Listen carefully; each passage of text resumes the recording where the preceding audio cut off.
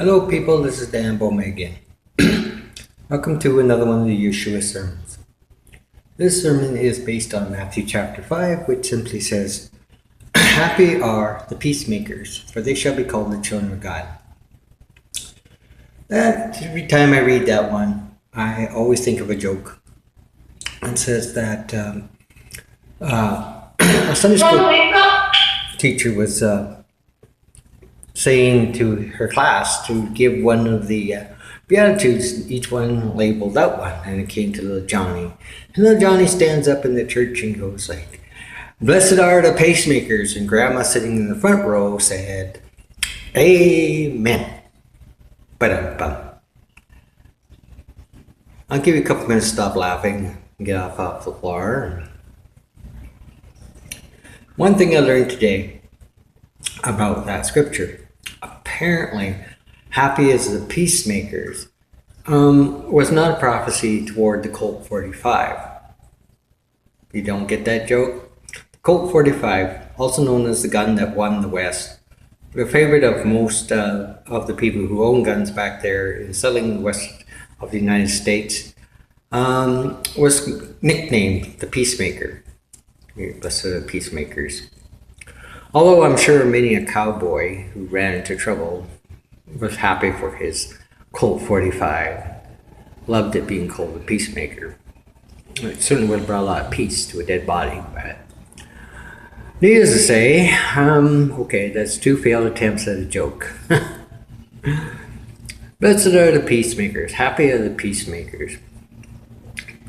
It says that a person who restores one who's overtaken a fault, is forgiven over 1,000 crimes in Scripture. Indeed, peacemakers. What is a peacemaker? What better peacemaker than one who assists an individual, a brother who's overtaken a fault, somebody who's cast into sin, to be restored to the faith? You've stopped the war between himself or herself and God. It helps. Peacemakers, one who start to intervene and mediate peace within congregations. Brothers and brothers don't always get along. Brothers and sisters don't always get along. Finding that commonality that neither one wants to be able to meet on to become that halfway mark on compromise. I'm pointing out the obvious. That way, you become the enemy with your fault. You brokered the peace. But at the same time, peace and harmony exists within the congregation. It does not mean to go and get involved in rural politics of this world. Indeed, making peace between ourselves and Satan would be the last thing to do. For that usually compromises on doctrine and truths. Truth must always be supreme, first and foremost.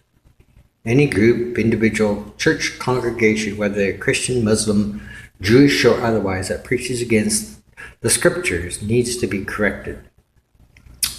You're not going to be well received when you try to do that. And there's a price to be paid. But think about the reward. You will be called the children of God.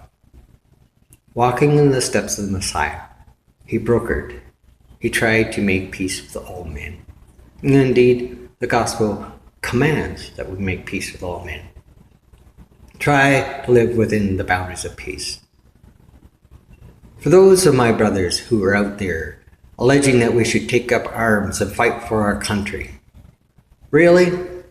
And you call yourselves keepers of the Torah? What does the Torah tell us about Abraham, who, even though God gave him the land, Canaan, which later became Israel, counted it not. Counted it not. Yeah, God gave us this land. God brought us many generations to this land. Brought many people to this land. But we're truly followers of the Torah, truly followers of the covenant of Abraham, of Isaac, and of Jacob.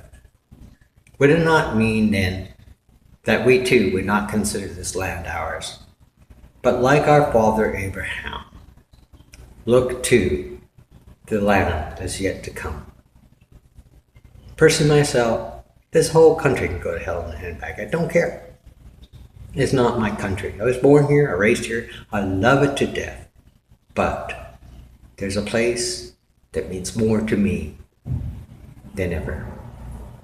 Something to think about. Peacemaker, who are we trying to make peace with?